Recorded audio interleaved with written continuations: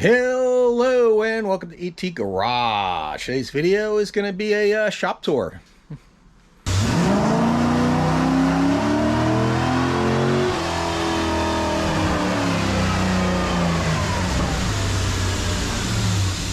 Alright, I'm Eugene Torto. This is ET Garage. If you haven't been to the channel or you're new, it's mostly me working on my Corvette and other projects. And I've been doing some travel videos lately. I've been getting out of the garage doing that. Subscribe, like, share, comment below, all that good stuff. Everybody knows the good YouTube, good old YouTube routine. So I had a viewer request to give him a tour of my shop. And I have basically two shops. I got the garage here and the shop in the basement, if you want to call it a shop. We'll start in here in the garage, and we'll go over here to this 3-in-1 machine. This 3-in-1 machine is a shop task. I bought it back in the 80s, and I always describe it as the biggest hunk of junk that saved my butt many times. I mean, this thing saved my butt many times. I've done all sorts of things. Don't ask me what type of things I made with it. I've made so many things since the 80s with this thing, I can't remember. And I got all sorts of tools and accessories to go with it, like the, milling machine vise and the rotary table. And down there I got dial bore indicators and calibers and more vices and more stuff for setting up this machine. Biggest pain in the butt with this machine is, like, say now I want to do a milling operation. I got to tear all this apart, mount the vise, dial it in, and do the milling machine. Then if I need to go back to the lathe, I need to take that all apart and go back to set up the lathe. That's the biggest problem with this thing. Of course, it has a tailstock, and I got all the accessories, centering tools, and drill chucks, and different size adapters for the mill holders for the milling machines. And I also have a bunch of collets for it. And of course over here I got parallel bars, more cutting tools, fly cutters. This is one of my favorite, believe it or not, this one right here. This actually comes in quite a bit of handy when sawing stuff. When I say sawing stuff, I mean metal. And of course I have all the other stuff that goes with it. More cutting tools, 1, 2, 3 blocks, screwdrivers, wrenches, veneers, more stuff down here like boring bars and cut-off tools, and these are aluminum jaws for that milling machine vise, and knurling tools and all that stuff. Here of course is this DeWalt. I did a video on that. And of course my Hyper Tough, which is basically Walmart extended ratchet. This thing comes in handy. I have two batteries. I got the bigger one and that. I always end up using a small one. If I'm going to be doing something that takes a long while, then I'll use the bigger one. Let's move on to my jacks. I got 4 jacks actually. I got the transmission jack. I have a regular floor jack from good old Harbor Freight with that aluminum puck I made. And in this case here is electric scissor jack I got from Vibor. Let's see if I can open it up without falling apart. I doubt it. There it is. Yep, it fell apart. We'll just leave that for now.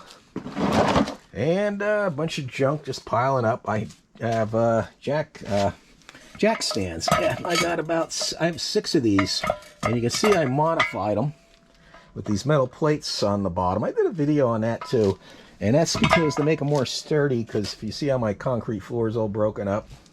And this is my 4th jack, and one of my favorites is this, it's a jack stand bottle jack combination. Those things are great. Of course, the bad thing is most of the times you need to jack the vehicle up to get it on it, and then I can use it to jack higher, and you can get that really high in the air with that. I actually thought about getting 3 more. Over here, let's see, we'll go right to the toolbox. This is actually one of those rolling medicine cabinets that they use in like a nursing home. Nursing home went out of business and was throwing these out, and a friend of mine got me one of them. So I got this for free, and you can see on the, I've got magnet mounted here with a bunch of wrenches and my favorite needle nose pliers. And over here, let's move some of this stuff out of the way. Top box, of course, all sorts of open-end box wrenches and flare wrenches and distributor wrenches. And then come down to 3/8 straw, which is all 3/8 inch drive and 1/4 inch. And I got torque pits and Allen wrenches, extensions and ratchets, sockets, everything you can imagine. And of course, these type of bit drivers there. And screwdriver drawer. That's my screwdrivers, Allen wrenches, 1/2 inch stuff, bunch of impact stuff, and more impact stuff. Air tools. I love air tools. A lot of people consider that old-fashioned these days because everyone uses the battery-powered Porto stuff. But I just love my air tools. I just love the sound it makes. Down here I got my cheap Pittsburgh 1/2 inch torque wrench, and I have my Craftsman. I've had this probably, gee, I think forever. Yeah, I can't remember. I've had it literally forever. Breaker bars and speed bar. And then here is my good Icon 1/2 inch torque wrench, which is my favorite torque wrench. And let's see. Go down here, and hammers and a bunch more torque wrenches. I got the beam style and dials kind, and I got a couple of these speed wrenches I call them. I haven't used them. I don't use them too much. They do come in handy every now and then. Go down here and with some of my electrical drawer. I got some like test lights and strippers and crimpers and soldering iron and electrical tape, all sorts of jumper wires, light bulbs, fuses, everything you can think to do with electrical. And now for the test equipment. I got fuel pressure gauge, the old-fashioned style compressor, compression tester that I don't use anymore. In here is another one of those test lights for testing for shorts and stuff. That comes in handy. Of course, I got my VOM meter, my timing light. This is for testing fuel injectors. Let's see, assorted tools. I got scrapers and cotter pins and clips and shrink wrap and O-rings and hose clamps and plastic tools for clips and stuff, and some body work tool or a little mandrel there, or whatever you want to call it. And oh, my UV light, of course, and my riveter. The rivets. Down here I got like my heat gun, my pulling tools, and oh, tubing bender. Let's go over here. Pliers, all sorts of pliers, needle nose, regular pliers, snap ring pliers, channel locks, and all sorts of other pliers, vice grips and stuff, and a bunch of assorted adjustable wrenches, and these type here pliers here, and of course this for taking off hose clamps, the spring loaded kind. And then down here I got some ear tools, cut off ear tool, and a spring compressor, and a loop down tester. I forgot about my loop down tester. And then down here I have a polishing tool with the polishing compounds and stuff. Really haven't used that much. Oh, up here I got more stuff. I got the AC the AC test equipment, or the hoses and the gauges, and then I have a vacuum gauge, and I have a better screw-in style compression tester, and more polishing stuff for that polisher. Here, this cabinet has been in the family forever. I inherited that from my father, along with a lot of these screws with jars. So they're almost as old as I am, I guess. And let's see. Oh, there's my Harbor Freight 12-ton hydraulic press. Did video on that too. If I can remember, I'll try and leave links. And I got all sorts of stuff that I've accumulated over the years, brake parts and hoses, And I got a bunch of ladders and more parts that I accumulated. These are all parts that I accumulated, spare parts and extra parts. Of course, here I have my engine hoist, portable engine hoist. Hopefully you guys can see that. Got my power washer, which I need to put in the basement now that the weather's going to get cold.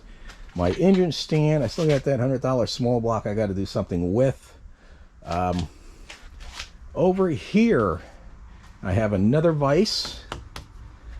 And let's go into this cabinet and see everything I got in here. I got all sorts of assorted nuts, bolts, oils and lubricants, brake fluid.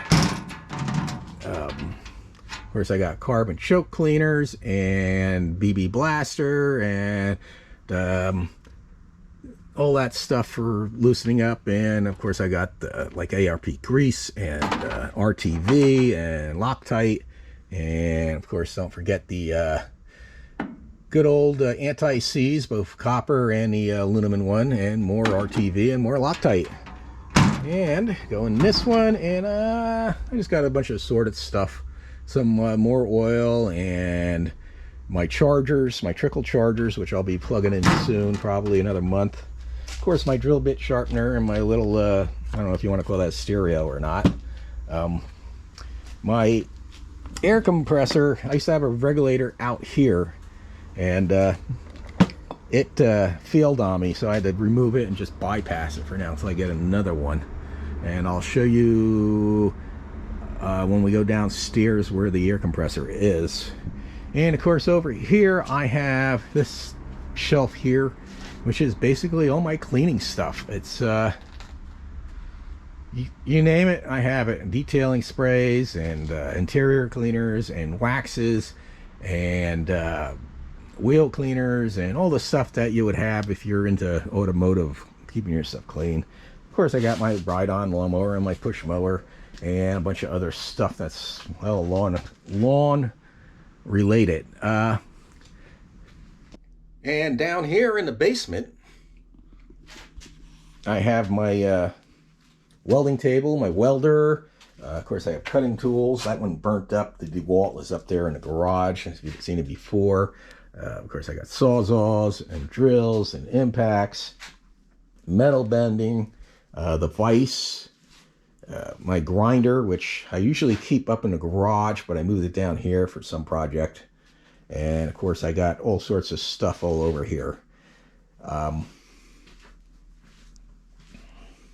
Let's see, of course, I can still have that intake manifold. I have videos on all that stuff, and of course, those cylinder heads there. And my other workbench over here. And of course, I have all sorts of circular saws and more drills and sanders and another table and my cabinets, which I got all sorts of drilling and grinding and glue and all sorts of assorted stuff. And of course, I got you know, the sprays and whatnot, everything that you need to work in a shop. Oh, there's my other Target top, by the way. I got two Target tops. I got the clear one on, which I really need to reskin. And in the wintertime, I put that on, the clear one on, and then in the summertime, when the water warms up, I put the solid one on because of the heat. And if you're wondering about my air compressor, because I got these lines running everywhere, as you can see, here in the basement and out in the garage. Let's go over here. We'll look at get some light in here. And there's my air compressor, if you're wondering where that's at.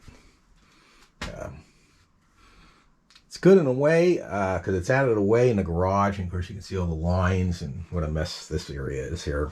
But it's good in a way having it here, because it's out of the way. The problem is, a lot of times I forget to shut this off, and I'll go to bed, and all of a sudden that compressor will kick on 5 minutes after I go to bed, and I'm like, ah, crap. And then I gotta get up out of bed, run downstairs, turn the compressor off, all that stuff.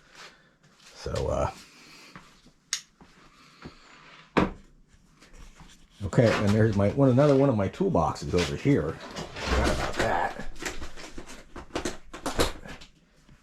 This toolbox is actually, I've had this forever, but yeah, I keep another toolbox down there of tools, and I still end up having to go up to the and out to the garage a lot of times to get tools that I don't have down here. I try and duplicate it. That's the problem with having a shop in the basement and a shop in the garage. Yeah, you have to duplicate everything. Oh, and let me see, I got that Dana 36 of 307s and another one over here. I actually have two more. The other two are 259s. They're buried back there along with a bunch of transmission parts. Of course, got an old crankshaft, pistons, and all sorts of stuff. And of course, my workout bench, which I actually use. I actually use that workout bench. It's a light workout, but keeps me mobile. And oh, I have another one of these tables for clamping stuff. This comes in real handy. Too bad they didn't make a metal version of this. Maybe I'll pick up another one and get some metal plate and do this part of it in metal as a project. Anyway, I guess I'm going to end the video here. Hope everybody enjoyed that, and everybody have a great day. God bless.